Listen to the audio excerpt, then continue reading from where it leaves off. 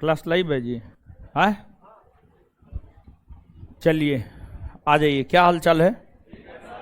ठीक है। क्या पढ़ा रहे थे? भारत में शिक्षा और प्रेस का विकास ना।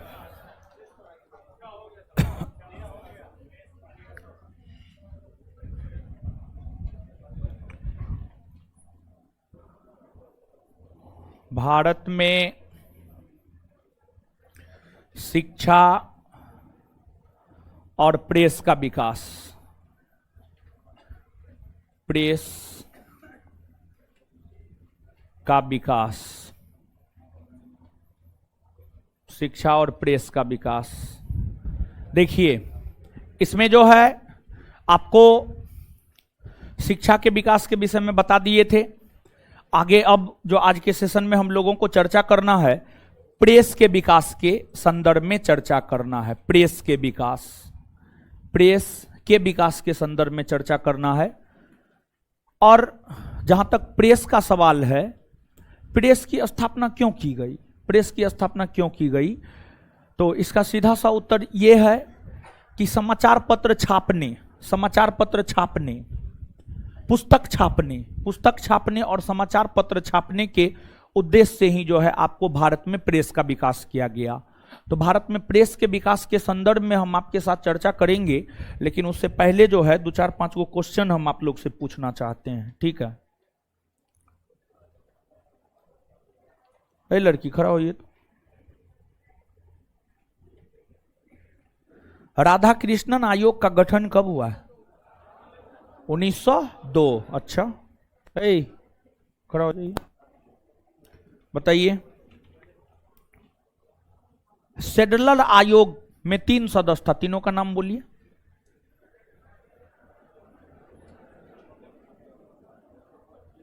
चलिए खड़ा हो जाइए, सिर्फ हम पढ़ाएंगे, ये सब मुंह देखेगा। भारतीय विश्वविद्यालय अधिनियम कब पारित हुआ है? कौन आयोग के सिफारिश पर? है गोपाल कृष्ण गोखले। क्या? हाँ, भारतीय विश्वविद्यालय अधिनियम 1904 किस आयोग के सिफारिश पर पारित हुआ है? गोपाल कृष्ण गोखले। बहुत बढ़िया, खड़ा रहिए।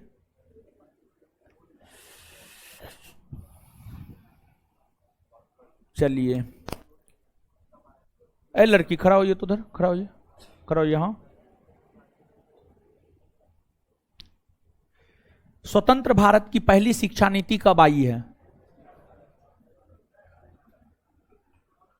चलिए, खड़ा होइए, उधर उधर उधर उधर, उसके पीछे। हाँ, बताइए। कोठारी आयोग का गठन कब हुआ है? क्या बोल रहे हैं? बैठ जाइए। चलिए, उधर खड़ा हो जाइए तो, पिलर के पास। हाँ, ठीक है।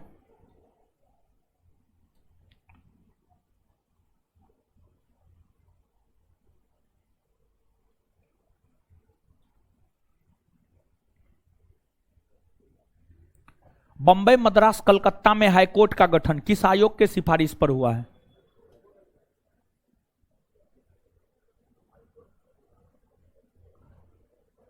हाईकोर्ट ने, सॉरी, बंबई, मद्रास, कलकत्ता में विश्वविद्यालय का गठन किसके सिफारिश पर हुआ है? बंबई, मद्रास, कलकत्ता में विश्वविद्यालय का गठन किसकी सिफारिश पर हुआ है? चलिए, लड़की, खड़ी हो जाइए, आप खड़ी होइए। हाँ,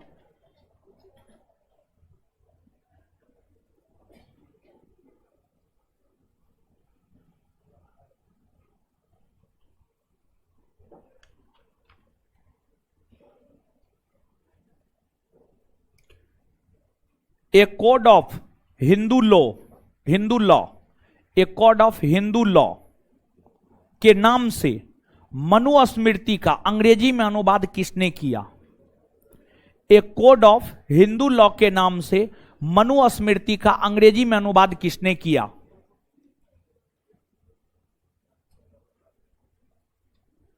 देखिए क्या हाल है, देखिए आप लोग अपना अपना हाल देखिए। पिछले क्लास में ही ना पढ़ाए हैं सब चीज तो पिछले क्लास में बताए हैं। यानी एक बार भी नहीं पलट करके देखते हैं? हाय, देखना चाहिए ना जी, नहीं देखिएगा तो कैसे होगा? हाय, दिक्कत है ना जी, नहीं देखिएगा तो।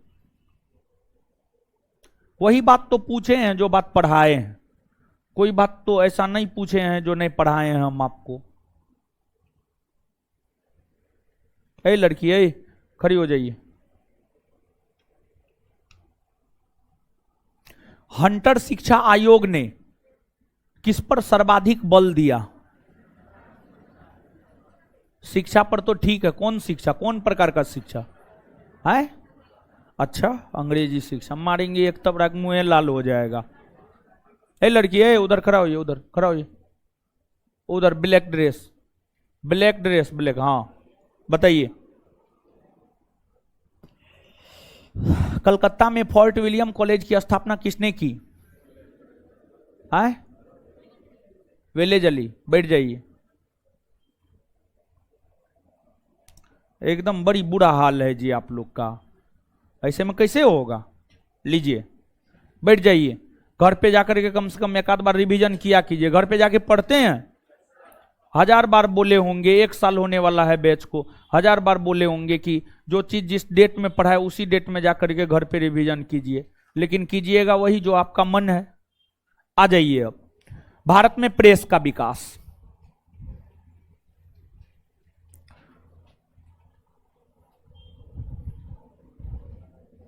यानी आप लोग तो सोच ही लिए हैं, क्वेश्चन तो नहीं है पूछेंगे आपसे, क्या यही ना सोच लिए हैं?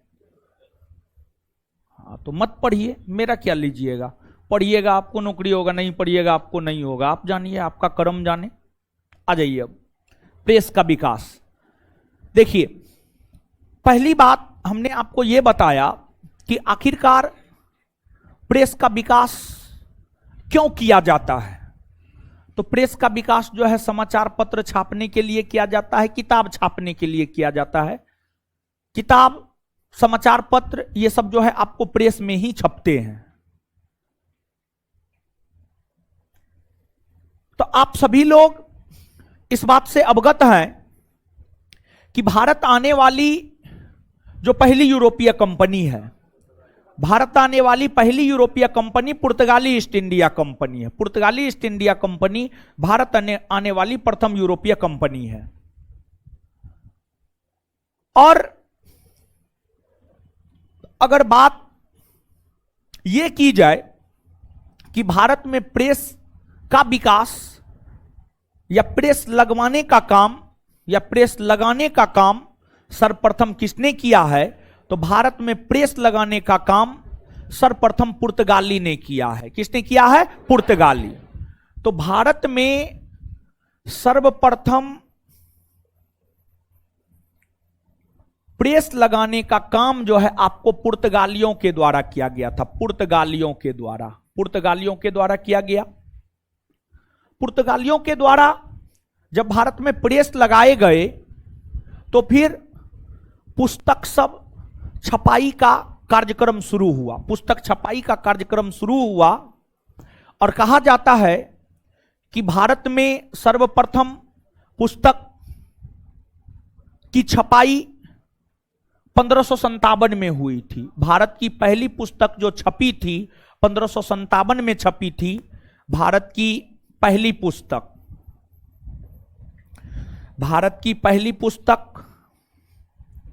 1557 में छपी थी।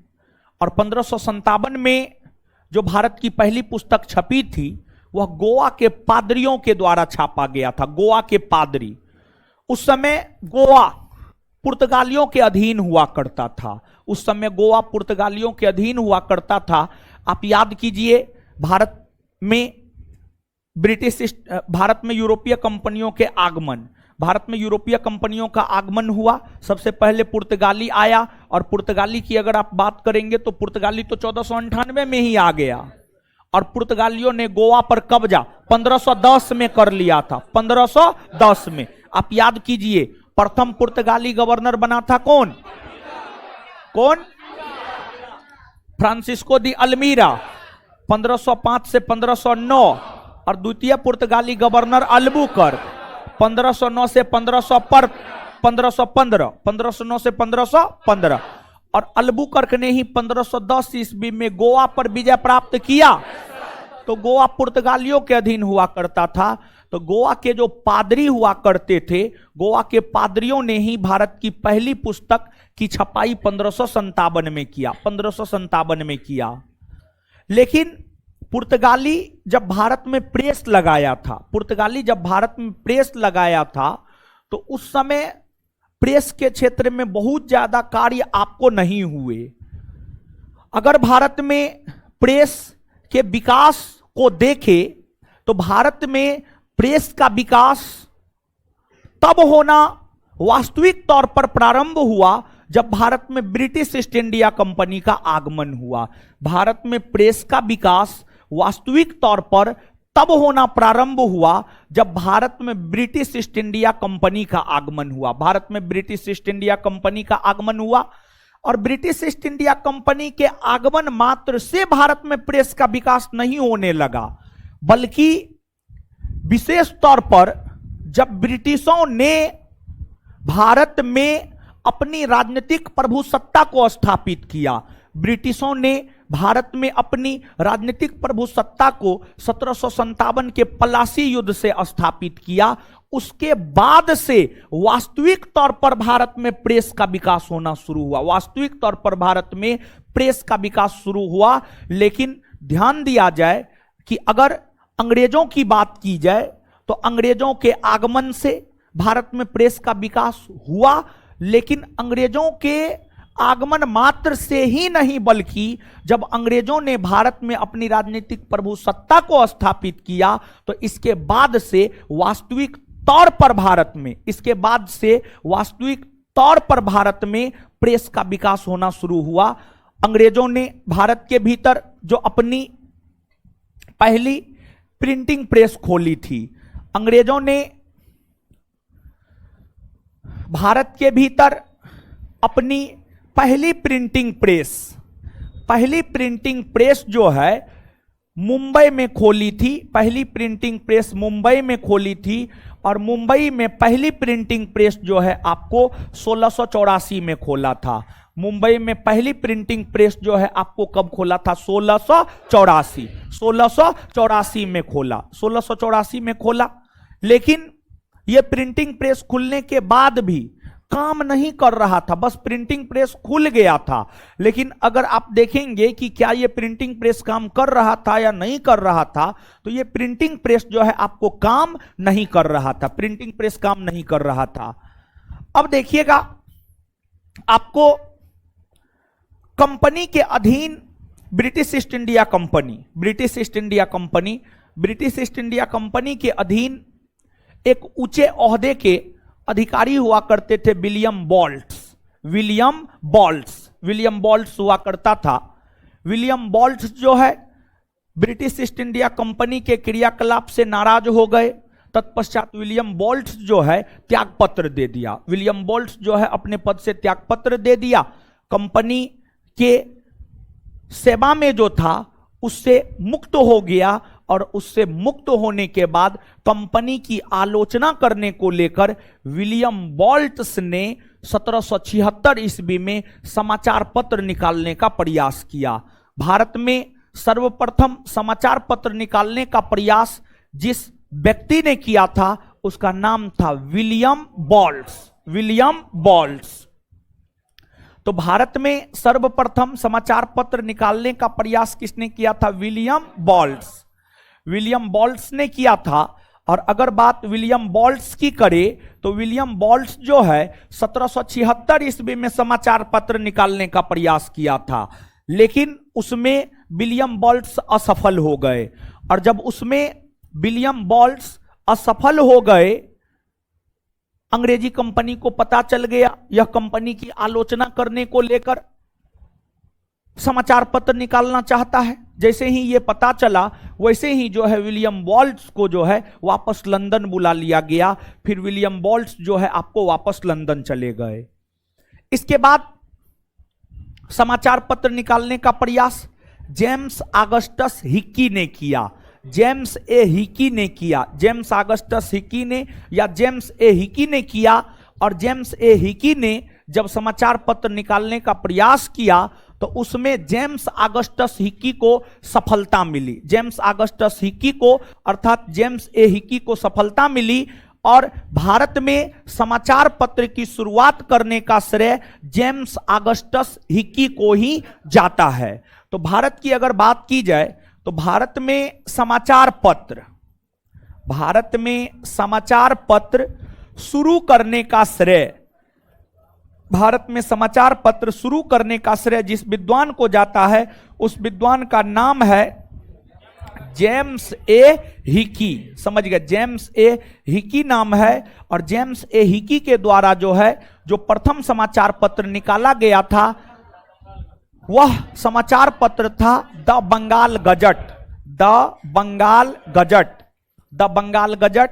और जेम्स ए हिकी के द्वारा द बंगाल गजट नामक समाचार पत्र आपको 1780 में निकाला गया था। 1780 में जेम्स ए हिकी के द्वारा प्रथम समाचार पत्र द बंगाल गजट के नाम से 1780 में निकाला गया था। अब जब एक समाचार पत्र निकाल दिए गए तो फिर बाद के वर्षों में जाकर के अनेकों समाचार पत्र निकले, लेकिन प्रथम समाचार पत्र निकालने का श्रेय जेम्स ए हिकी को जाता है।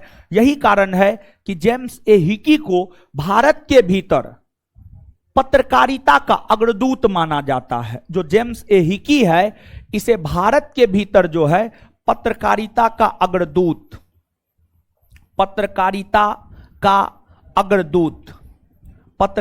का अग्रदूत माना जाता है। देखिए, जो आपको पत्रकारिता आज के डेट में दो प्रकार से होती है। एक आपको प्रिंट मीडिया, दूसरा आपको इलेक्ट्रॉनिक मीडिया। एक प्रिंट मीडिया और दूसरा आपको इलेक्ट्रॉनिक मीडिया। प्रिंट मीडिया का मतलब होता है समाचार पत्र सब, पेपर सब, अखबार सब को प्रिंट मीडिया के अंतर्गत रखा जाता है। और इलेक्ट्रॉनिक मीडिया के अंतर्गत टीवी, यूट्यूब पर जो समाचार पत्र सब दिखाया जाता है वो सब इलेक्ट्रॉनिक मीडिया के अंतर्गत रखा जाता है। एक बात बताइएगा आप हमको, समाचार पत्र जो छपता है या टीवी पर जो न्यूज देता है, टीवी पर न्यूज जब देता है तो टीवी पर का जो न्यूज है वह आपको वर्तमान की घटनाओं से अवगत करवाता है कि वर्तमान में क्या हो रहा है और क्या नहीं हो रहा है, यही सब ना दिखाता है जी। टीवी पर आप देखते होंगे कि जिस समय जो चीज हो रहा है वो चीज आपको दिखाया जाता है। समाचार पत्र में, पेपर सब में आप देखते होंगे जो घटना बैक डेट में घटित हुआ है या जो घटना घटित हो रही है उन सभी बातों का विवरण आपको समाचार पत्र में दिया जाता है। तो जो काम समाचार पत्र आज के डेट में कर रहा है वही काम समाचार पत्र पहले भी करता था। तो समाचार पत्र का विकास अपने आप में भारत के राष्ट्रीय आंदोलन में बहुत महत्वपूर्ण भूमिका अदा किया था समाचार पत्र का विकास। और समाचार पत्र के विकास ने जब भारत के राष्ट्रीय आंदोलन में महत्वपूर्ण भूमिका निभाना शुरू किया तो अंग्रेजों ने भारतीय समाचार पत्र के ऊपर प्रतिबंध भी लगाना शुरू कर दिया था। अंग्रेजों ने समय समय पर कई दफा कई सारे अधिनियम पारित करके भारतीय समाचार पत्र पर प्रतिबंध लगाने का काम किया, तो उसकी भी चर्चा हम आपके साथ करेंगे। लेकिन देखिए, जब भारत में समाचार पत्र का विकास अपने शिशुत्व अवस्था में था, अपने कमजोर अवस्था में था, अपने प्रारंभिक अवस्था में था, अपने शुरुआती दौर में था, उसी समय से भारतीय समाचार पत्र के ऊपर प्रतिबंध भी लगना शुरू हो गया था। अगर भारतीय समाचार पत्र की हम लोग बात करें तो भारतीय समाचार पत्र पर सर्वप्रथम प्रतिबंध जिस व्यक्ति ने लगाया था उसका नाम था आपको लॉर्ड वेलेजली ने सर्वप्रथम 1799 ईस्वी में भारतीय समाचार पत्र के ऊपर प्रतिबंध लगाया था। भारतीय समाचार पत्र के ऊपर आपको प्रतिबंध लगाया था। और देखिए, जब भारत में समाचार पत्र का विकास हुआ, तो समाचार पत्र के विकास होने के बाद ऐसा थोड़े था कि सिर्फ ब्रिटिश लोग ही पढ़े लिखे थे, सिर्फ वही समाचार पत्र निकालता था, ऐसी कोई बात नहीं थी।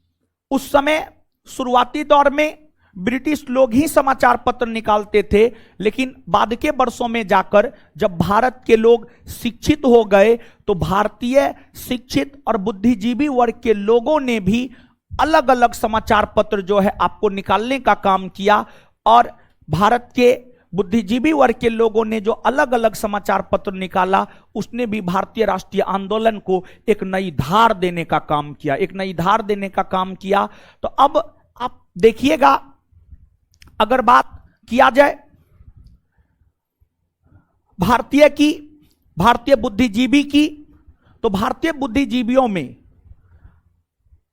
सबसे पहले समाचार पत्र निकालने के ऊपर ध्यान दिया जिस भारतीय बुद्धिजीवी ने, उसका नाम था आपको राजा राम मोहन राय। राजा राम मोहन राय, हम आपको जब सामाजिक धार्मिक सुधार आंदोलन पढ़ा रहे थे, तो सामाजिक धार्मिक सुधार आंदोलन पढ़ाने के क्रम में हम आपको यह बात बताए थे कि राजा राम मोहन राय जो है लेखन शैली के भी बहुत धनी व्यक्ति थे, लेखन शैली के भी बहुत धनी व्यक्ति थे, और राजा राम मोहन राय ने अपनी लेखन शैली से भी लोगों को प्रभावित किया, और भारत में सुधार लाने का प्रयास राजा राम मोहन राय के द्वारा जो है आपको किया गया। यही कारण है कि राजा राम मोहन राय को भारत के भीतर राष्ट्रीय प्रेस का जनक कहा जाता है। जो राजा राम मोहन राय है, राजा राम मोहन राय की अगर हम लोग बात करें तो राजा राम मोहन राय को जो है भारत में राष्ट्रीय प्रेस का जनक कहा जाता है। तो भारत के भीतर जो है राष्ट्रीय प्रेस के जनक की अगर हम लोग बात करें तो राष्ट्रीय प्रेस का जनक जो है आपको राजा राम मोहन राय, राजा राम मोहन राय को माना जाता है, राजा राम मोहन राय को माना जाता है। तो यहां पर ध्यान दीजिएगा, भारतीय पत्रकारिता का अग्रदूत ये अलग बात है, राष्ट्रीय प्रेस का जनक ये अलग बात है। पत्रकारिता का अग्रदूत अगर कहेगा तो जेम्स हिकी हो जाएगा, और राष्ट्रीय प्रेस का जनक अगर कहेगा तो आपको राजा राम मोहन राय हो जाएगा। और राजा राम मोहन राय ने जो है आपको मिरातुल अखबार हो गया, तोहफातुल मुहाबदीनी हो गया, ये सब समाचार पत्र राजा राम मोहन राय के द्वारा निकाले गए थे। और राजा राम मोहन राय के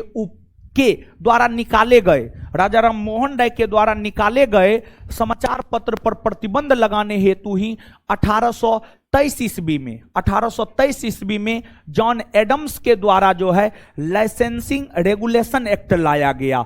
जॉन एडम्स ने राजा राम मोहन राय के समाचार पत्र पर प्रतिबंध लगाने के उद्देश्य से ही 1823 ईस्वी में लाइसेंस रेगुलेशन एक्ट लाने का काम किया, जिसके तहत राजा राम मोहन राय का समाचार पत्र मिरातुल अखबार प्रतिबंधित हुआ था। अब जब आप आगे बढ़ेंगे तो आपको जो है यह जानकारी मिलेगा कि भले ही समाचार पत्र की शुरुआत हो गई हो, लेकिन जो समाचार पत्र था, भारतीय समाचार पत्र को आधुनिक रूप किसने दिया है? तो भारतीय समाचार पत्र को आधुनिक रूप दिया है ब्रिटेन के एक बहुत बड़े व्यापारी हुआ करते थे, उसका नाम था मार्समैन। ब्रिटेन के एक बहुत बड़े व्यापारी हुआ करते थे, उसका नाम था मार्समैन। तो ब्रिटेन के व्यापारी मार्समैन की अगर हम लोग बात करें तो ब्रिटेन के व्यापारी मार्समैन के द्वारा, ब्रिटेन के व्यापारी जो है आपको मार्समैन के द्वारा ही जो है भारतीय पत्रकारिता को या भारतीय समाचार पत्र को आधुनिक रूप प्रदान किया गया। भारतीय समाचार पत्र को जो है आधुनिक रूप किसने प्रदान किया? तो भारतीय समाचार पत्र को आधुनिक रूप जो है आपको मार्समैन नामक विद्वान ने दिया।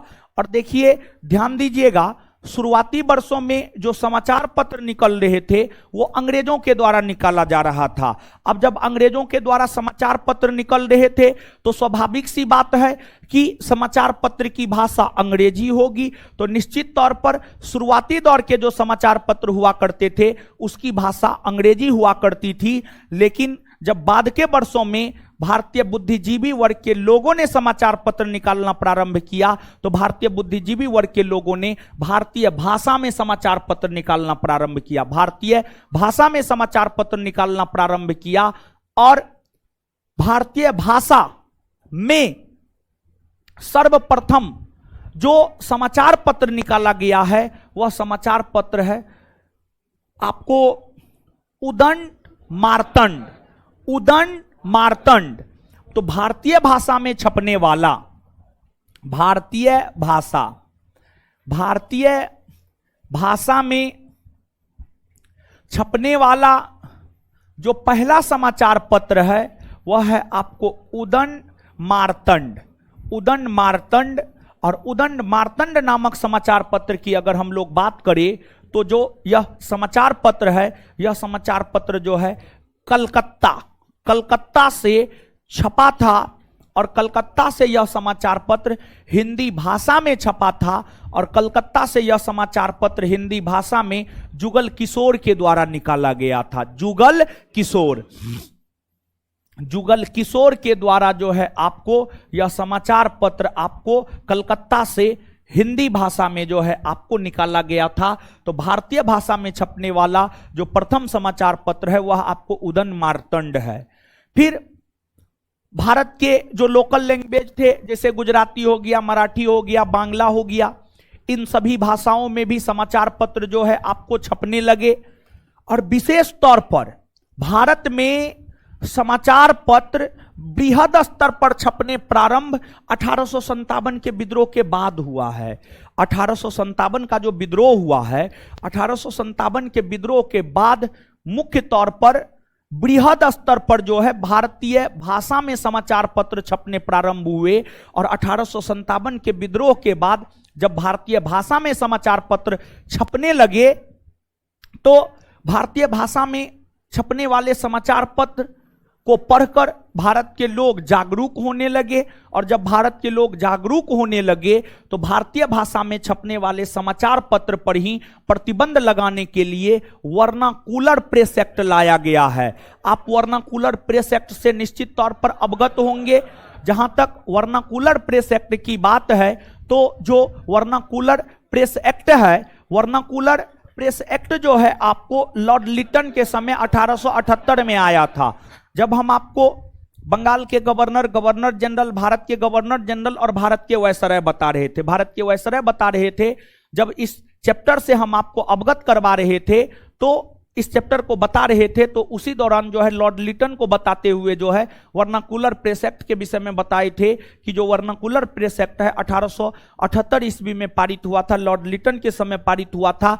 मुख्य तौर पर भारतीय भाषा में छपने वाले समाचार पत्र, मुख्य तौर पर भारतीय भाषा में छपने वाले समाचार पत्र पर प्रतिबंध लगाने को लेकर ही, भारतीय भाषा में छपने वाले समाचार पत्र पर प्रतिबंध लगाने को लेकर ही जो है आपको वर्नाकुलर प्रेस एक्ट 1878 ईस्वी में लाया गया था। और मुख्य तौर पर जो है जो ईश्वरचंद विद्यासागर का समाचार पत्र हुआ करता था सोम प्रकाश, ईश्वरचंद विद्यासागर का समाचार पत्र सोम प्रकाश हुआ करता था जो कि आपको मुख्य तौर पर बांग्ला भाषा में छपता था।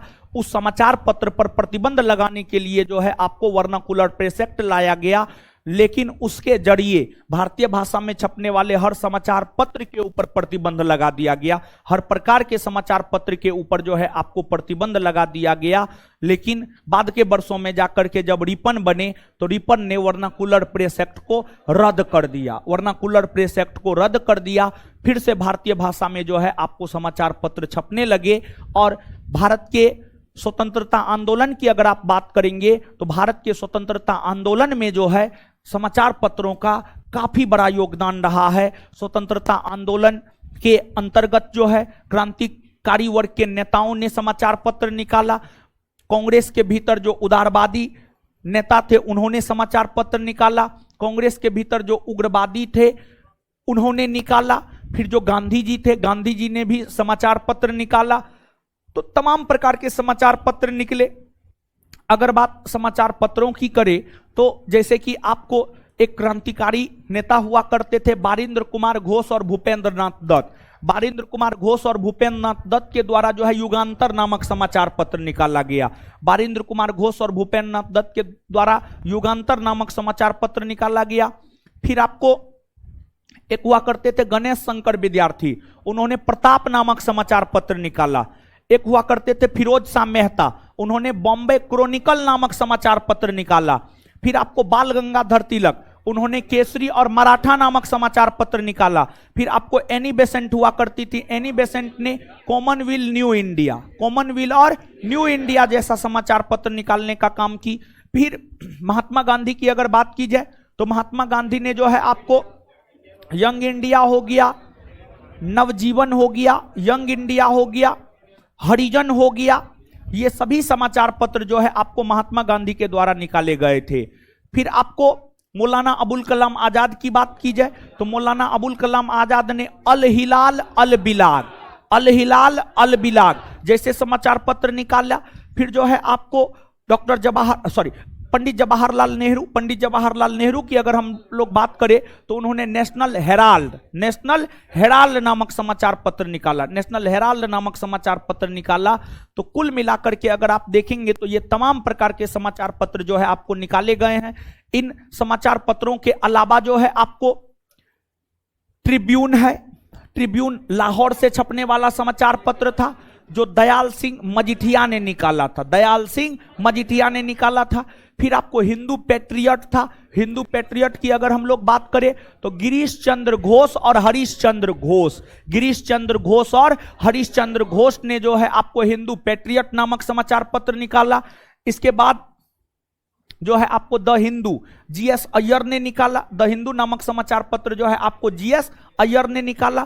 तो ये तमाम प्रकार के समाचार पत्र है जो अलग अलग बुद्धिजीवी वर्ग के लोगों के द्वारा, अलग अलग राजनेताओं के द्वारा, अलग अलग क्रांतिकारियों के द्वारा जो है अलग अलग समाचार पत्र जो है आपको निकाले गए हैं। और अगर इन समाचार पत्रों की बात करें, जब आप क्वेश्चन बैंक पलट करके देखेंगे तो आपसे समाचार पत्र से संबंधित ऐसे तो प्रश्न कई प्रकार से पूछे जाते हैं। जैसे कि एक ऐसे भी प्रश्न पूछा जाता है कौन सा समाचार पत्र कहां से छपा है। लेकिन आपके बिहार दरोगा परीक्षा में या सामान्य तौर पर वनडे परीक्षा में जो समाचार पत्र से संबंधित प्रश्न पूछा जाता है, समाचार पत्र से संबंधित प्रश्न जो है इस रूप में पूछा जाता है, निम्नलिखित में से यानी समाचार पत्र का नाम दे देता है। जैसे कि आपको दे देगा केसरी और मराठा किसके द्वारा निकाला गया है, तो बाल गंगाधर तिलक के द्वारा, समझ गए। तो मुख्य तौर पर जो है कौन समाचार पत्र किसने निकाला है, इस बात को याद रखना जो है आपके लिए ज्यादा जरूरी है, समझ गए।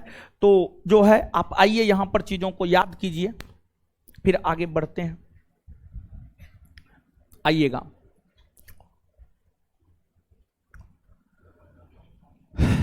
भारत में सर्वप्रथम प्रेस लगाने का काम किसने किया? किसने? भारत में सर्वप्रथम प्रेस लगाने का काम किसने किया? पुर्तगालियों ने। भारत में सर्वप्रथम भारत की पहली पुस्तक कब छपी थी? भारत की पहली पुस्तक कब छपी थी? कब छपी थी?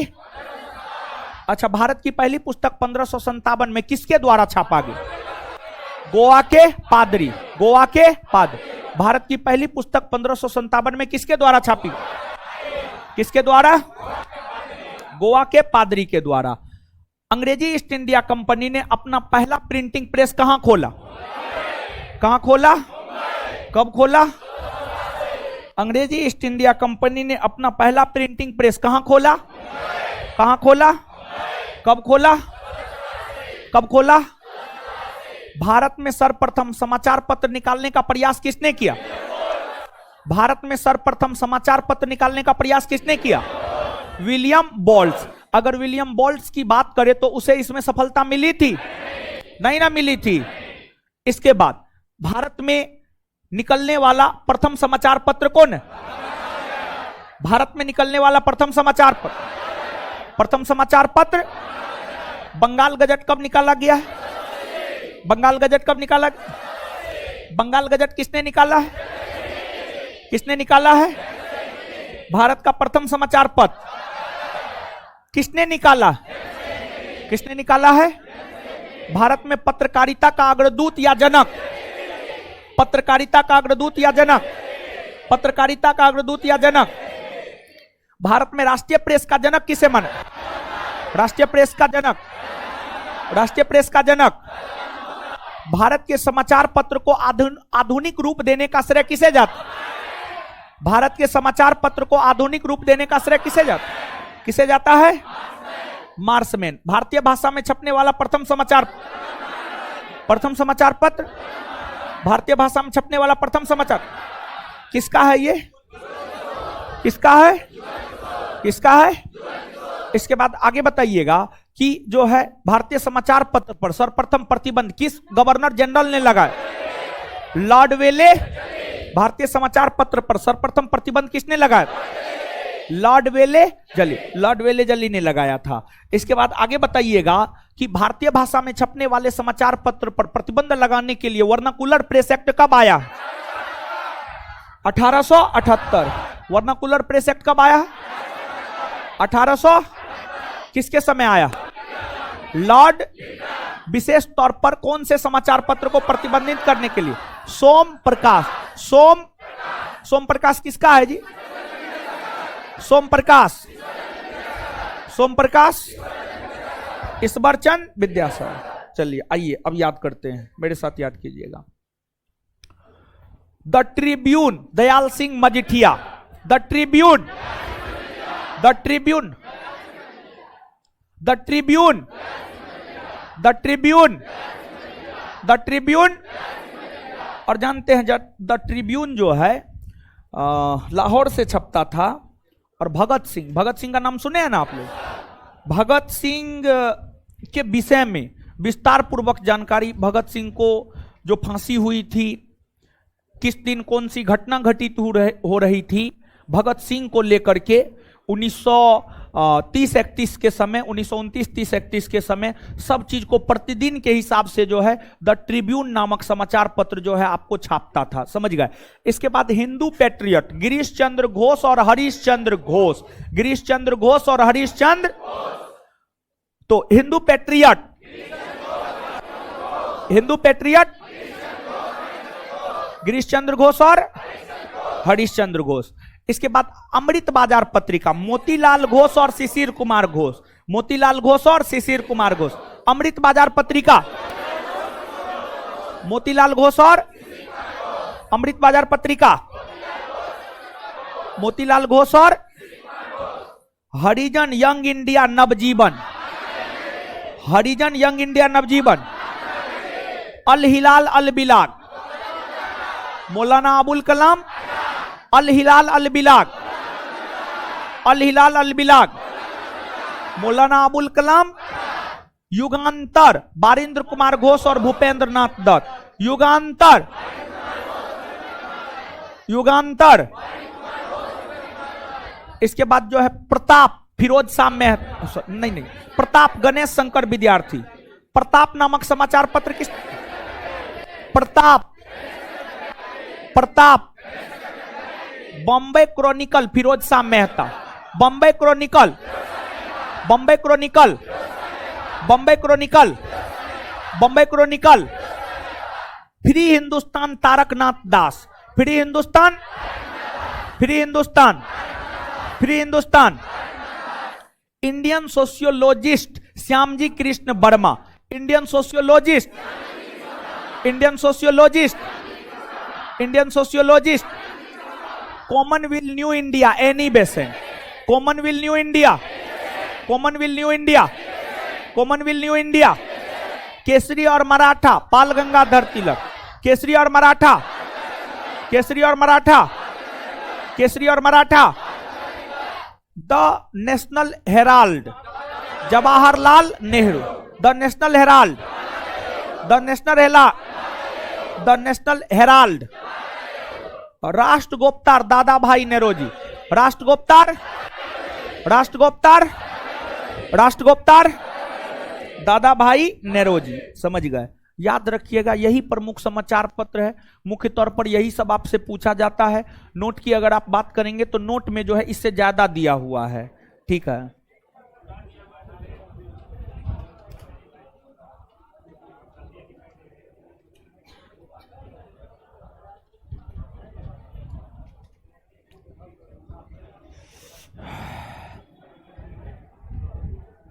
नोट में थोड़ा जो है अथी वाला में टिक करवाए थे जी, शिक्षा वाला में ना। थोड़ा सबसे पहले समाचार पत्र में टिक कीजिए, तो जो याद रखना है, देने के बहुत दे दिए हैं, लेकिन जो याद रखना है थोड़ा देखिएगा, टिक मारिएगा। Bengal Gazette, Bengal Gazette, India Gazette, India gazette,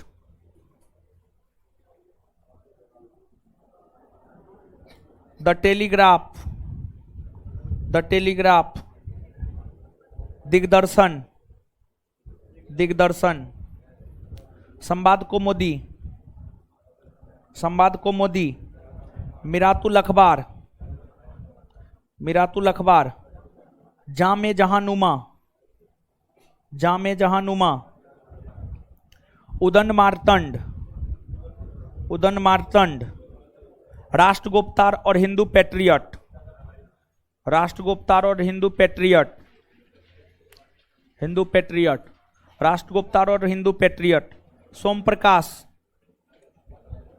सोम प्रकाश, अमृत बाजार पत्रिका, अमृत बाजार पत्रिका, बंग दर्शन, बंग दर्शन, द हिंदू, केसरी और मराठा, युगांतर, इंडिया, संधिया,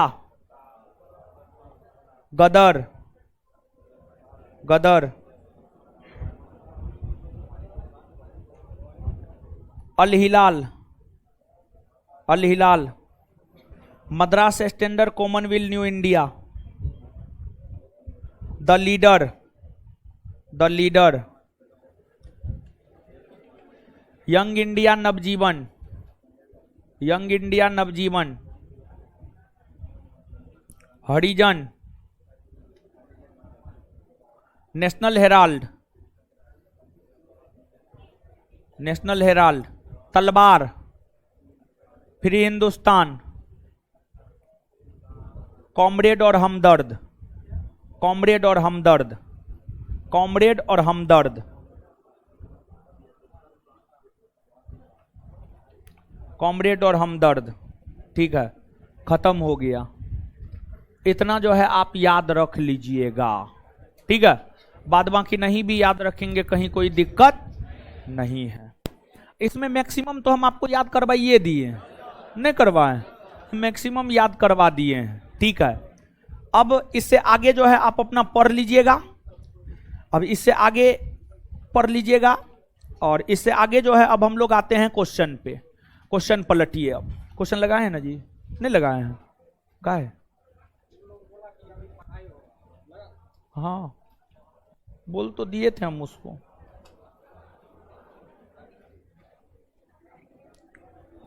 क्वेश्चन अब करवा देते हैं। ठीक है, चैप्टर खत्म हो गया। और इसके बाद जो है मात्र 2 टॉपिक है। एक है कांग्रेस से पूर्व स्थापित संस्था, और एक है कांग्रेस, और एक है कांग्रेस के नेतृत्व में ही स्वतंत्रता आंदोलन हुआ था, राष्ट्रीय भारतीय राष्ट्रीय आंदोलन। ठीक है, भारतीय राष्ट्रीय आंदोलन। और जो भी लोग टीचर वाला परीक्षा दीजिएगा, सिलेबस में जो है भारतीय राष्ट्रीय आंदोलन जो है फरछा दिया है, मतलब क्लियर कर दिया है। तो भारतीय राष्ट्रीय आंदोलन जो है आगे पढ़ाएंगे। आगे मान करके चलिए ना, भारतीय राष्ट्रीय आंदोलन ही प्रारंभ होने जा रहा है। महत्वपूर्ण सेगमेंट है हर परीक्षा के दृष्टिकोण से।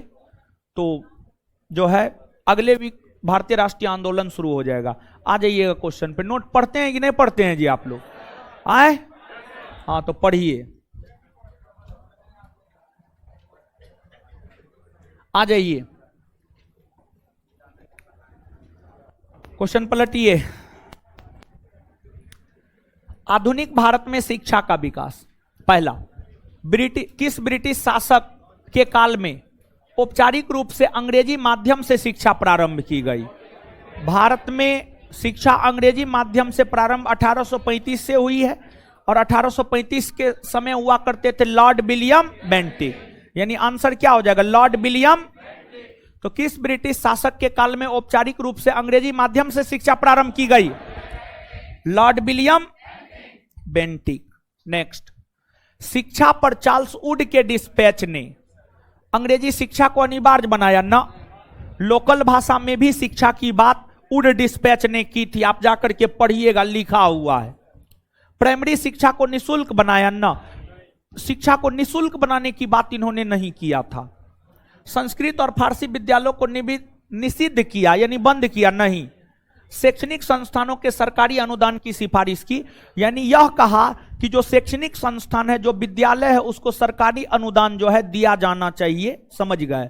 यानी सरकार के तरफ से सहायता दिया जाना चाहिए, सरकार के तरफ से जो है सहायता दिया जाना चाहिए। इस प्रकार की सिफारिश जो है आपको चार्ल्स वुड ने किया था। समझ गए?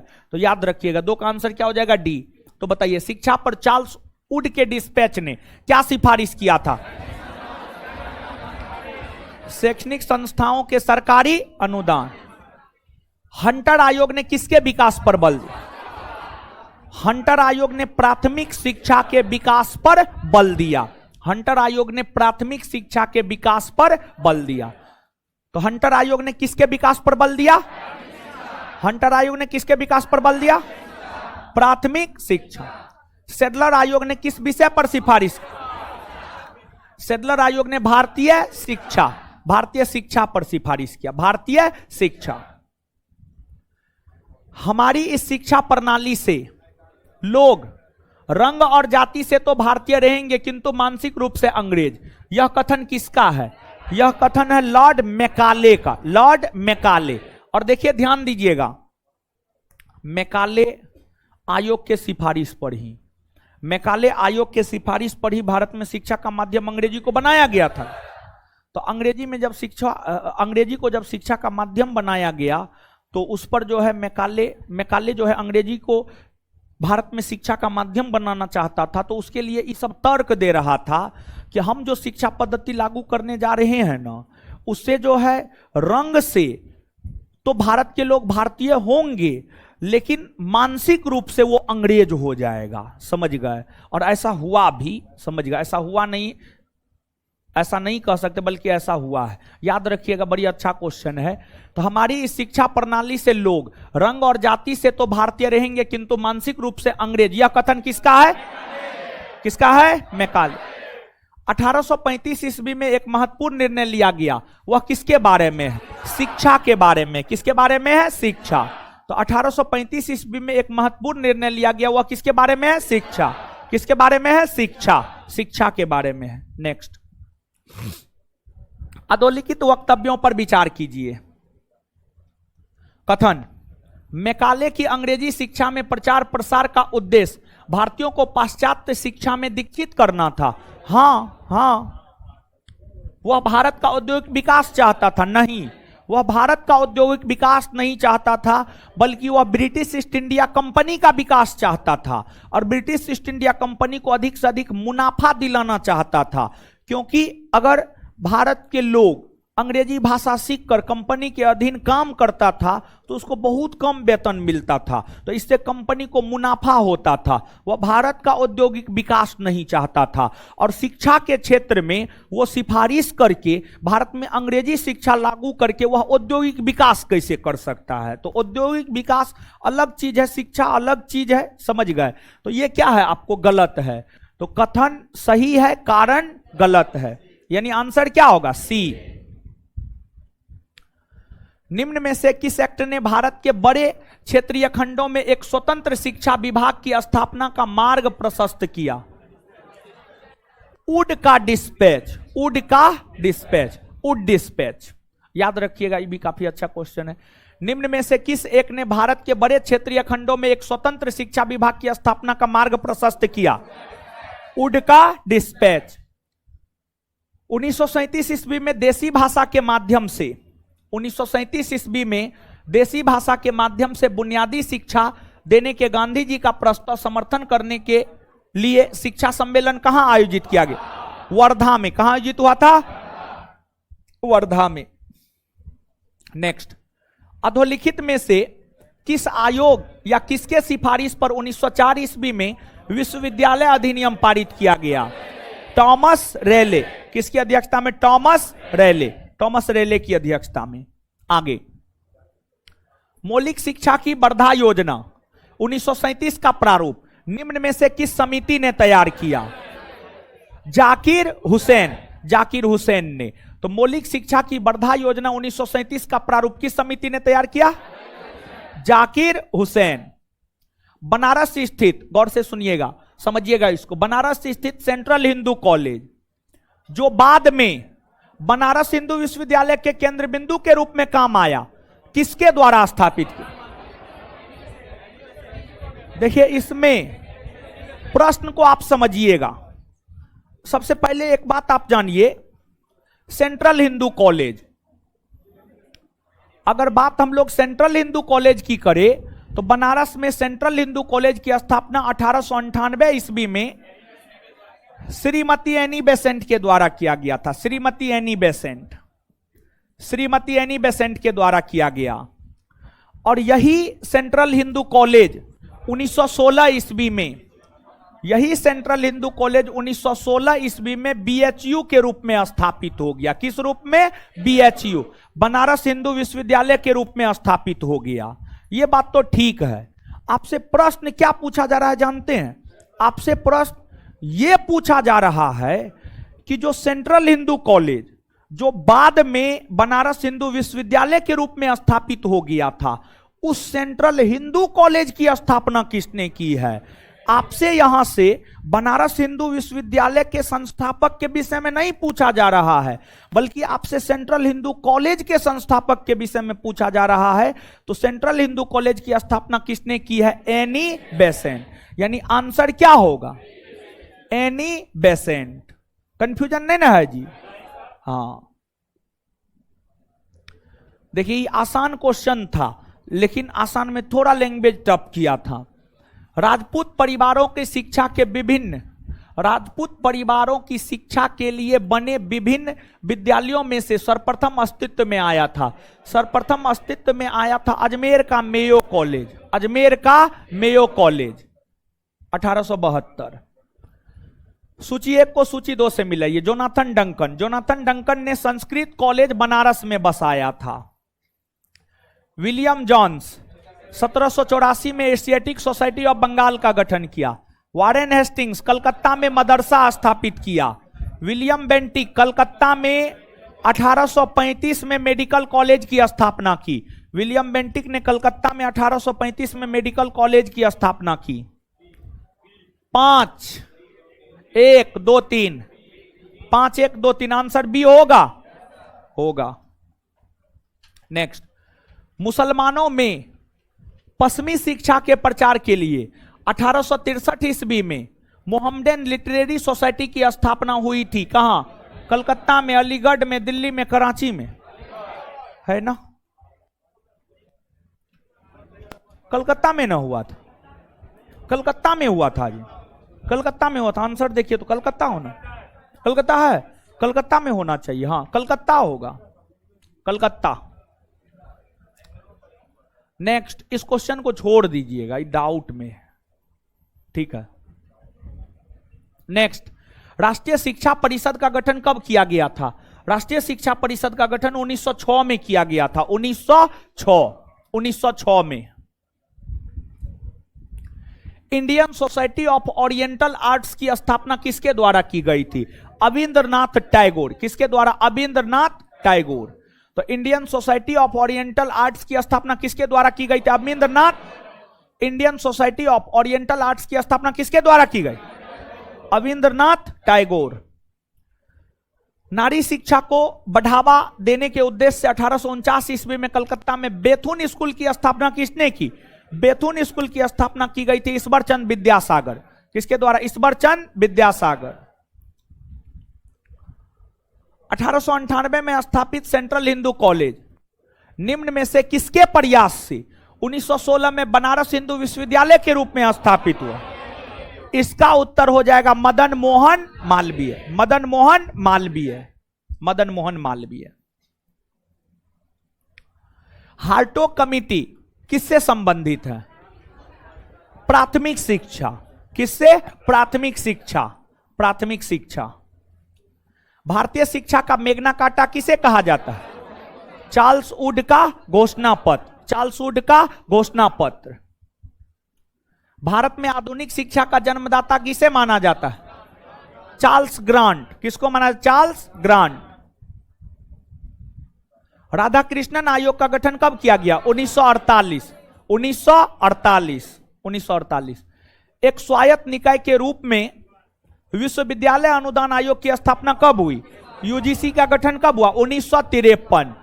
तो दो ऑप्शन है, बी और डी। बी और डी दो ऑप्शन है, दोनों में से कोई भी हो सकता है। बी भी हो सकता है या डी भी हो सकता है।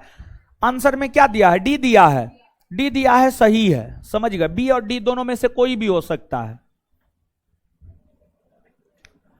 किस आयोग की सिफारिश को क्रियान्वित करते हुए भारत सरकार ने 1968 ईस्वी में राष्ट्रीय शिक्षा नीति की घोषणा की है?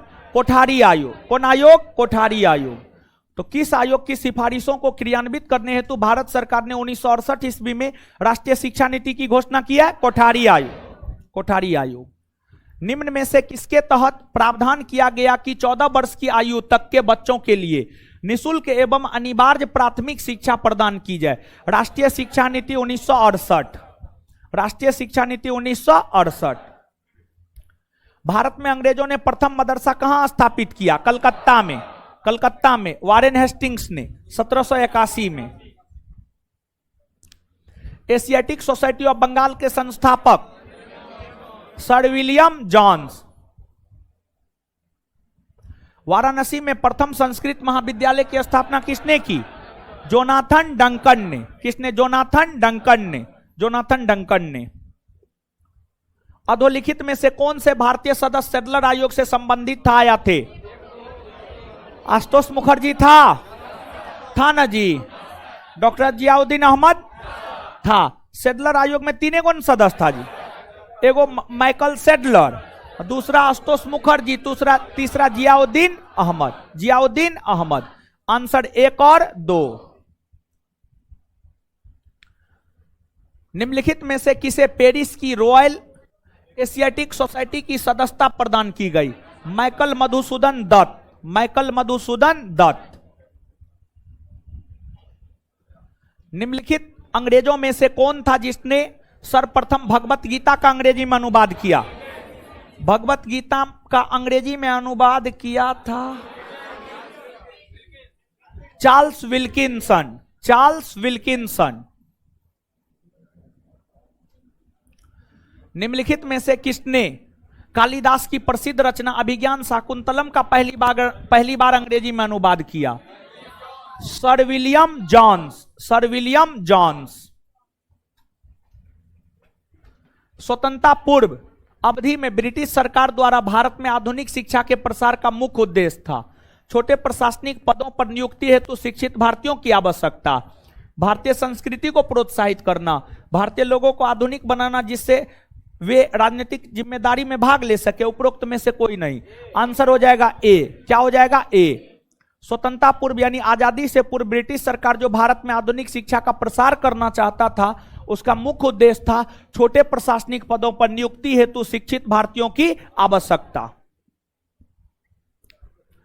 ब्रिटिश सरकार के किस अधिनियम ने सबसे पहली बार भारत में शिक्षा के लिए 1 लाख रुपए दिए थे? चार्टर अधिनियम 1813। वुड डिस्पैच के बारे में कौन से कथन सत्य है? सहायता अनुदान व्यवस्था शुरू की गई? हां। विश्वविद्यालयों की स्थापना की सिफारिश की गई? हां। और इसी के तहत न बंबई, मद्रास, कलकत्ता में विश्वविद्यालय का गठन हुआ था 1857 में। शिक्षा के सभी स्तरों पर शिक्षण माध्यम के रूप में अंग्रेजी की सिफारिश? ना, एकदम नहीं। सब स्तर पर यह अंग्रेजी की सिफारिश नहीं किया था, बल्कि इस आयोग ने जो है क्षेत्रीय भाषा को भी बढ़ावा देने का काम किया था। लोकल स्तर पर शिक्षा क्षेत्रीय भाषा में मिलनी चाहिए, ये सिफारिश किया था। सब स्तर पर अंग्रेजी भाषा में शिक्षा मिलनी चाहिए, ये सिफारिश नहीं किया था। ये क्या है? गलत। बताइए आंसर केवल 1 और 2। हंटर कमीशन की रिपोर्ट ने विकास पर विशेष जोर दिया था। प्राथमिक शिक्षा, रिपीटेड क्वेश्चन है नहीं जी, इससे पहले भी ये था, रिपीटेड क्वेश्चन है, सी होगा। शिक्षा में सुधार हेतु ब्रिटिश सरकार ने सैडलर विश्वविद्यालय आयोग कब नियुक्त किया? 1917। लॉर्ड मैकाले संबंधित है अंग्रेजी शिक्षा से। लॉर्ड मैकाले किससे संबंधित? अंग्रेजी शिक्षा। अंग्रेजी शिक्षा। भारत के औपनिवेशिक काम में अधोमुखी निस्यंदन सिद्धांत किस क्षेत्र से संबंधित? अरे उच्च वर्ग के लोगों को शिक्षित करेंगे, शिक्षा छन छन कर निम्न वर्ग के लोगों तक पहुंचेगा, इसी को ना अधोमुखी निस्यंदन सिद्धांत कहा जाता है जी। आंसर क्या हो जाएगा? शिक्षा। शिक्षा। नेक्स्ट, भारत में आधुनिक शिक्षा प्रणाली की नींव किससे पड़ी है? 1835 के मैकाले के स्मरण पत्र। 1835 के मैकाले के स्मरण पत्र। तो भारत में आधुनिक शिक्षा प्रणाली की नींव किससे पड़ी? 1835 के मैकाले के स्मरण पत्र। निम्नलिखित में से किससे या किनसे भारत में अंग्रेजी शिक्षा की नींव पड़ी? 1813 के चार्टर एक्ट, हाँ। General committee of public instruction 1823, हाँ।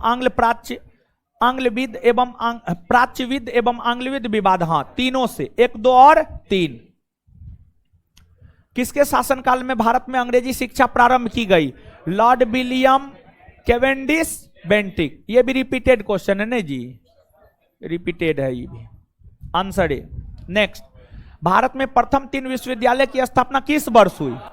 भारत में प्रथम 3 विश्वविद्यालय की स्थापना 1857, बंबई, मद्रास और कलकत्ता में। किसके सतत प्रयत्नों से बंबई में प्रथम महिला विश्वविद्यालय की स्थापना हुई? D K Karve. D K Karve. Deccan Education Society की स्थापना से कौन संबंधित था? बाल गंगाधर तिलक। बाल गंगाधर तिलक। निम्नलिखित कॉलेजों में से सर्वप्रथम किसकी स्थापना हुई? Hindu college Calcutta 1817। Hindu college Calcutta 1817। David Hare और अलेक्जेंडर डफ के साथ मिलकर निम्नलिखित में से किसने कलकत्ता में हिंदू कॉलेज की स्थापना की? राजा राम मोहन राय। थोड़ा सा इसके आंसर को देखिए तो आप लोग, देखिए आंसर सही है या गलत? देखिए क्या दिया हुआ है, डी है ना, मतलब सही है, तब ठीक है, हमको लगा गलत है, डी। भारत में औपनिवेशिक शासन के दौरान शैक्षणिक संस्थाओं के संदर्भ में निम्नलिखित युग्मों पर विचार कीजिए। संस्थान और संस्थापक। बनारस का संस्कृत कॉलेज विलियम जोन्स ने स्थापित किया था? नहीं। बनारस का संस्कृत कॉलेज जोनाथन डंकन ने स्थापित किया था, मतलब ये क्या है? गलत। कलकत्ता में मदरसा वारेन हेस्टिंग्स ने स्थापित किया था? हाँ, मदरसा वारेन हेस्टिंग्स ने स्थापित किया था। Fort William college Arthur Wellesley ने? नहीं, लॉर्ड वेलेजली ने। आर्थर वेलेजली अलग है, लॉर्ड वेलेजली अलग है, तो आर्थर वेलेजली स्थापित नहीं किया था बल्कि लॉर्ड वेलेजली स्थापित किया था। गलत। कौन सा सही सुमेलित है? केवल 2। केवल 2। नेक्स्ट, निम्नलिखित में से किसने भारतीय विश्वविद्यालयों में धार्मिक शिक्षा के लिए प्रबल रूप से वकालत की थी? यानी भारतीय विश्वविद्यालय में धार्मिक शिक्षा दी जानी चाहिए, भारतीय विश्वविद्यालय में धार्मिक शिक्षा दी जानी चाहिए, इसका वकालत किया था मदन मोहन मालवीय ने। किसने? मदन मोहन मालवीय ने। मदन मोहन मालवीय ने। बनारस हिंदू विश्वविद्यालय का शिलान्यास किसने किया था? लॉर्ड हार्डिंग ने। किसने? लॉर्ड हार्डिंग ने। बनारस हिंदू विश्वविद्यालय का शिलान्यास निम्न में किसने किया था? लॉर्ड हार्डिंग ने। लॉर्ड हार्डिंग ने। निम्नलिखित में से किसे सर्वप्रथम केंद्रीय विश्वविद्यालय घोषित किया गया? बनारस हिंदू विश्वविद्यालय वाराणसी को सर्वप्रथम केंद्रीय विश्वविद्यालय घोषित किया गया। भारत के इतिहास का पहला सुव्यवस्थित इतिहास किस विद्वान ने तैयार किया? विंसेंट आर्थर स्मिथ ने। बड़ी महत्वपूर्ण क्वेश्चन है, याद रखिएगा, समझ गए। भारत के इतिहास का पहला सुव्यवस्थित इतिहास किस विद्वान ने तैयार किया? Vincent Arthur Smith. Vincent Arthur Smith. अधोलिखित में से किसने अंग्रेजी भाषा साहित्य की प्रशंसा करते हुए भारतीय भाषा व साहित्य की आलोचना की और कहा कि यूरोप के एक अच्छे पुस्तकालय की अलमारी का एक कक्ष भारत एवं अरब के अरब के समस्त साहित्य से ज्यादा मूल्यवान है। यह स्टेटमेंट है लॉर्ड मैकाले का, काफी प्रसिद्ध स्टेटमेंट है। मदन मोहन मालवीय बनारस हिंदू विश्वविद्यालय के कुलपति बने रहे।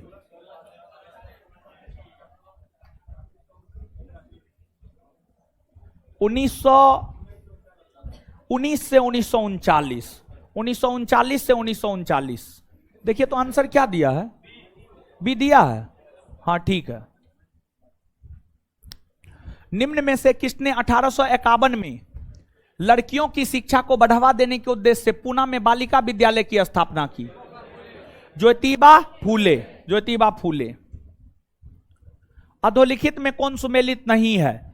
देवबंद आंदोलन 1866 सही है, मेयो कॉलेज 1872 सही है, वेदांत कॉलेज 1825 सही है, हिंदू कॉलेज 1898 नहीं, 1817।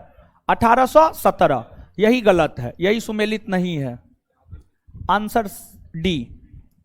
बुनियादी शिक्षा का विचार सबसे पहले किसने प्रस्तुत किया था? महात्मा गांधी ने। किसने? महात्मा गांधी ने। भारत का प्रथम इंजीनियरिंग कॉलेज था Roorkee engineering college. Roorkee engineering college कहां है जी? उत्तराखंड में। कहां है? उत्तराखंड में। निम्नलिखित में से किसने कलकत्ता में असैनिक अधिकारियों की शिक्षा के लिए फोर्ट विलियम कॉलेज की स्थापना किया? Lord Wellesley. लॉर्ड वेलेजली 1800 ईस्वी में। राजा राम मोहन राय ने किसके सहयोग से कलकत्ता में 1817 में हिंदू कॉलेज की स्थापना किया? David Hare. किसकी सहायता से? David Hare. Roorkee engineering college की स्थापना,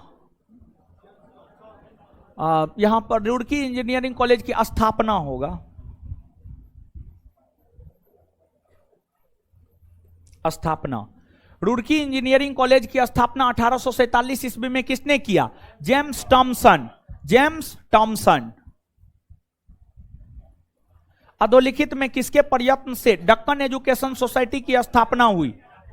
एमजी रानाडे। एमजी रानाडे। हाल ही में किस समिति के सिफारिश पर 2020 में तीसरी शिक्षा नीति को मंजूरी मिली है? के कस्तूरी रंगन।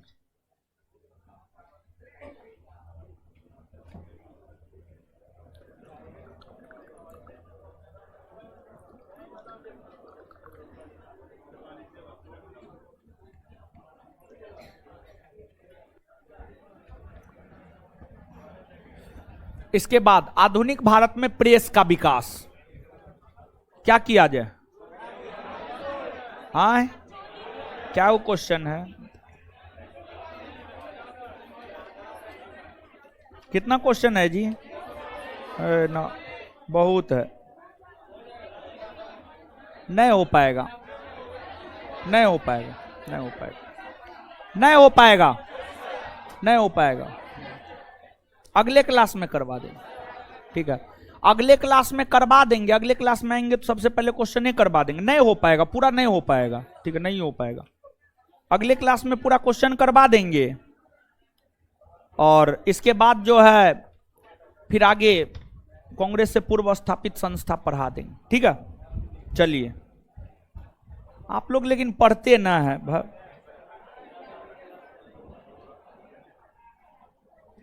नहीं पढ़िए, मेरा क्या लीजिएगा? मेरा थोड़े कुछ हो लीजिएगा, मेरा कुछ नहीं लीजिएगा।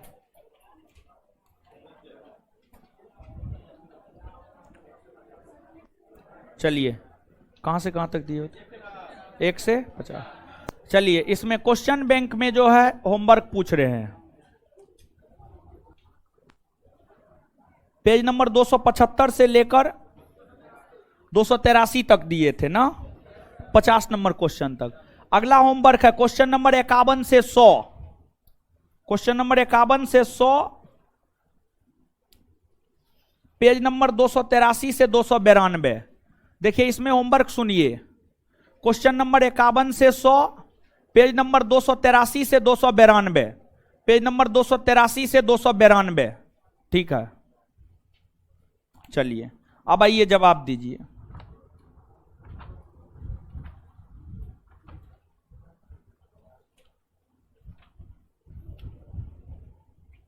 बताइए।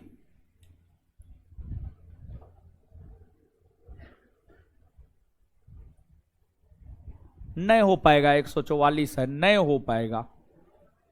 ठीक है,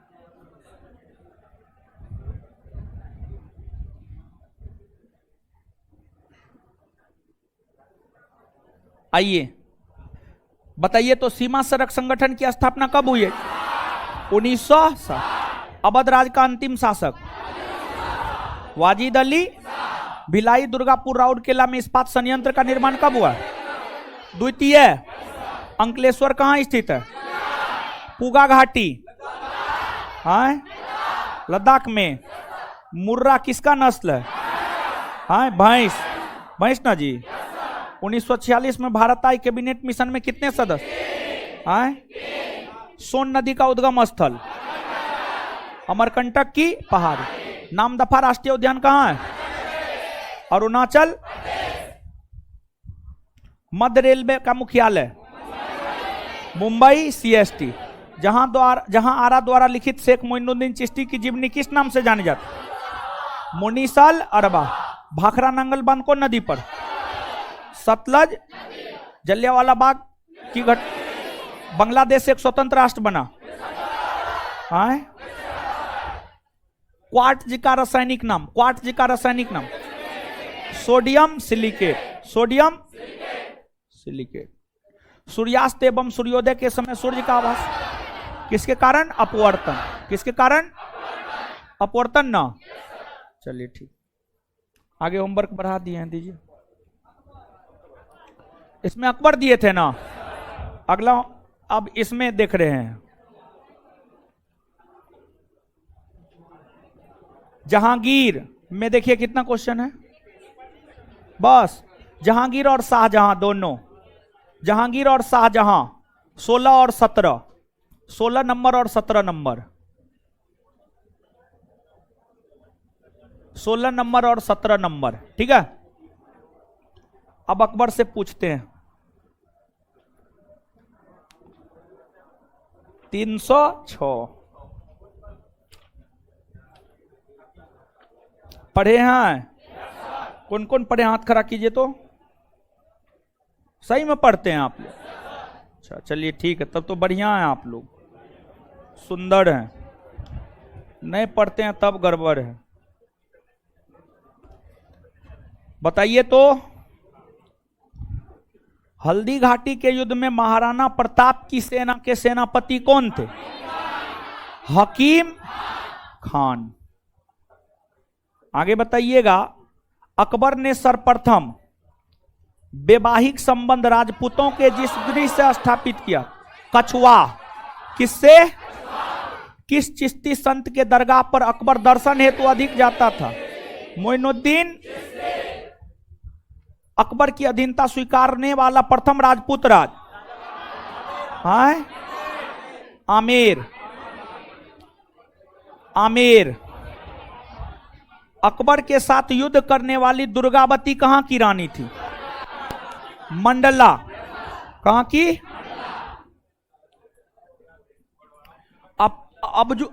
अबुल फजल की मृत्यु किसके कारण हुई? सलीम ना।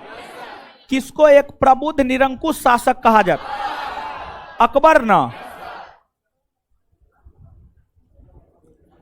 किसने यह आज्ञा दी थी कि आदमी को एक ही स्त्री से विवाह करना चाहिए और वह तभी दूसरा विवाह कर सकता जब उसकी पहली पत्नी बंध्या हो? अकबर। अपना तो बहुते ब्याह किया, दूसरे को ज्ञान देने में बहुत आगे।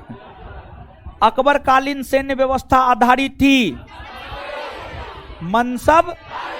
देखिए हम तो कहते हैं अगर आप योग्य हैं 5 को बीवी रख सकते हैं, रखिए, कोई दिक्कत नहीं, कमा के खिलाइए उसको।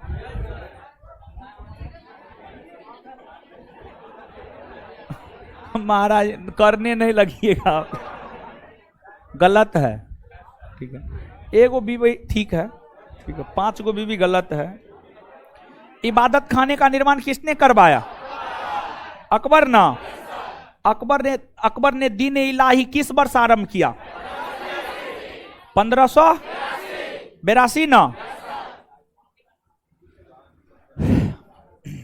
सुलह कुल का सिद्धांत किसके द्वारा प्रतिपादित किया? अकबर ना। अकबर। जहांगीर महल कहां स्थित है? आगरा में ना। अकबर का मकबरा कहां है? सिकंदरा में ना। किस मुगल सम्राट ने शिक्षा संबंधी सुधार किए? आए अकबर ना। निरक्षर कौन था जी? अकबर ना। सम्राट अकबर द्वारा निम्न में से किसको जरी कलम की उपाधि प्रदान की गई? मोहम्मद हुसैन। रज्मनामा किस हिंदू ग्रंथ का फारसी अनुवाद? महाभारत ना।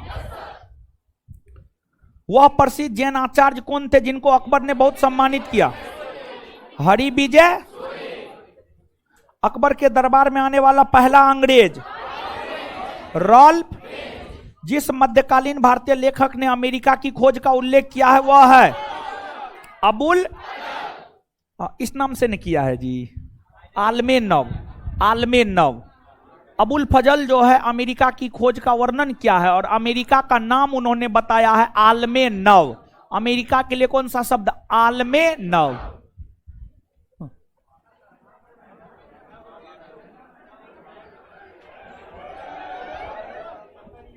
एगो को रखने का औकात पहले बनाइए ना।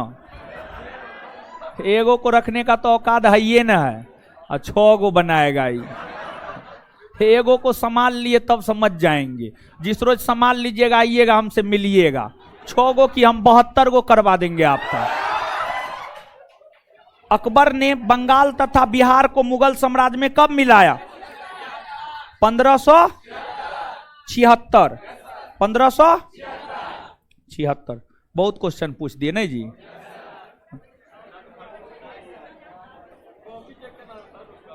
हाँ रुकिए हो, है कहां जा रहे हैं आप लोग? रुकिए ना 1 मिनट, जाइएगा, रुकिए ना। उसका कॉपी कहां है? दीजिए।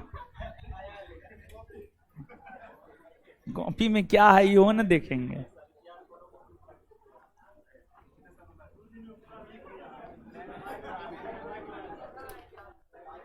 रुकिए हो, थोड़ा रुकिए ना, रुकिए तब जाइएगा, जाना तो है ये।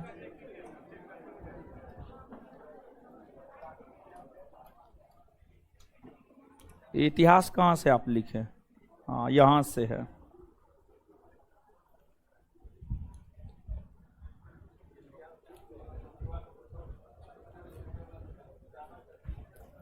हाँ ठीक है, लिखा हुआ तो है।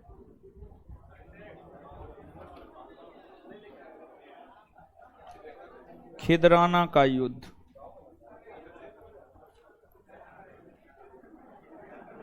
1857 के बाद कहाँ है?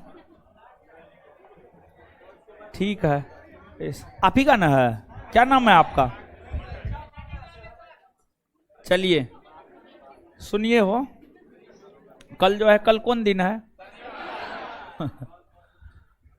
मॉडर्न का ऑब्जेक्टिव कब तक आएगा सर जी? हे भगवान, तो ये कौन चीज का ऑब्जेक्टिव है? और फिर से आएगा, बोले हैं क्या? मॉडर्न का ऑब्जेक्टिव फिर से इस माह के लास्ट तक आ जाएगा। ठीक है,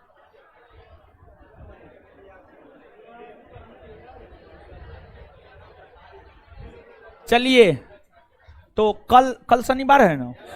हाँ कल शनिवार है, कल शनिवार है। 24 को टेस्ट हो गया है ना? अरे वो वाला शनिवार वाला टेस्ट 24 को हो गया है। अच्छा, टेस्ट को जो है जारी रखे कि बंद कर दे? अब जारी रखे, जारी रखे। लेकिन आप पिछला 24 को याद कहाँ किए हैं? याद किए हैं तब बताइए, यही ना दिक्कत है।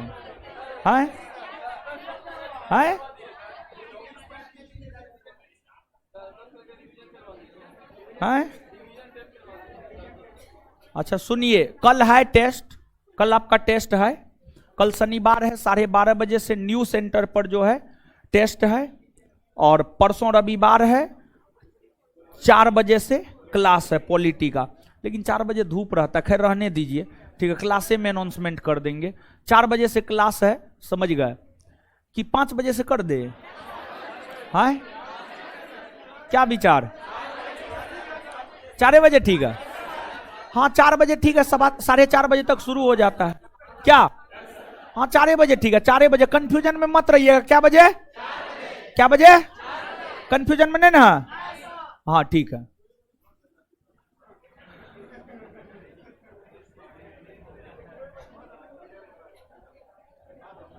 चलिए, और सब बढ़िया है? तो सब चीज तो बताइए दिए हैं। अब मैं रुकिए ना, हाँ तोरी सोचते हैं आपसे बात करेंगे, आप लोग तो अकबकाने लगते हैं। मैथ का क्लास कर रहे हैं कि नहीं कर रहे? कर रहे हैं ना? देखिए एगो बात बताते हैं, सुनिए।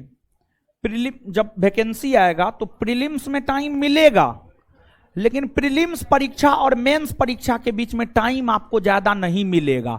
इसलिए अगर आप फाइनल रिजल्ट चाहते हैं तो फाइनल रिजल्ट में मैथ रीजनिंग का बड़ी अहम रोल होता है। जो बच्चा मैथ रीजनिंग में 20 में 20 करके आता है उसका फाइनल रिजल्ट होता है। जो 18 या 19 रहता है, 17 रहता है, उसका मेरिट गिर जाता है। 20 में 20 करने के लिए अभी से आपको मैथ रीजनिंग पढ़ना पड़ेगा। अब हम आपको अभी मैथ पढ़वा रहे हैं, आप मैथ पढ़िए, समझिए, मैथ पढ़िए, अभी मैथ पढ़िए और कम से कम 10-15 मैथ डेली बनाइए। मैथ बनाने से दिमाग थोड़ा एक्टिव भी रहता है, जीएस में भी दिमाग आपका काम करेगा, समझ गए? तो मैथ पढ़िए, बनाइए अच्छे से। ऑनलाइन ऑफलाइन दोनों मोड में है। आपके बैच में तो हम बोले हैं कि आपको ऑफलाइन आना है, आप ऑफलाइन आकर के कर सकते हैं, ऑनलाइन करना है ऑनलाइन कर सकते हैं। तो मैथ का क्लास अच्छे से कीजिए, ढंग से कीजिए, चीजों का रिवीजन कीजिए। देखिए पिछले क्लास में जो पढ़ाए आज आने के साथ पूछे तो आप जवाब दिए नहीं दिए, मतलब आप रिवीजन नहीं करते हैं। तो जाकर के रिवीजन कीजिए, समझ गए? मैथ का क्लास रेगुलर नहीं, अल्टरनेट होता है, टीटीएस में होता, मंगलवार बृहस्पतिवार शनिवार, मंगलवार बृहस्पतिवार शनिवार टीटीएस में होता है, ठीक है? अभी कुछ बच्चा को यह नहीं पता है कि मैथ का क्लास भी होता है। कहीं रिकॉर्डेड ही कीजिए, कैसे भी कीजिए, लेकिन कीजिए, ठीक है? पहले मैथ खत्म होगा तब ना। अब एगो कह रहा है रीजनिंग कब से चलेगा। ये जो संजीव कुमार राम है, ये अल्टरे कमेंट करते रहता है। कुछ देर पहले कर रहा था सर आप शादियों करवाते हैं, आप आइए ना, आपका हम सब चीज करवा देंगे, समझ गए? खाली अल्टर कमेंट करते रहता है। सर मेरे दोस्त का माइंड डिस्टर्ब हो गया पढ़ते पढ़ते। है ना, पढ़ने से माइंड डिस्टर्ब थोड़े होता, ये गलत बात है। उसके दिमाग में और भी बहुत कुछ होगा, ठीक है? चलिए ठीक है, फिर सब चीज क्लियर है ना? मिलते हैं अगले क्लास में, धन्यवाद। हमको निकलने दीजिए हो।